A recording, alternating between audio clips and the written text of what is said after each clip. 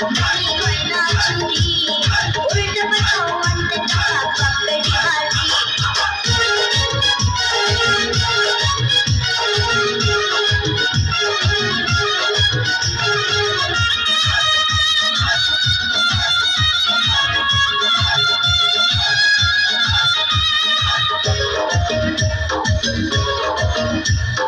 বিয়ার আগে কথা ছিল দিবারে যৌতুক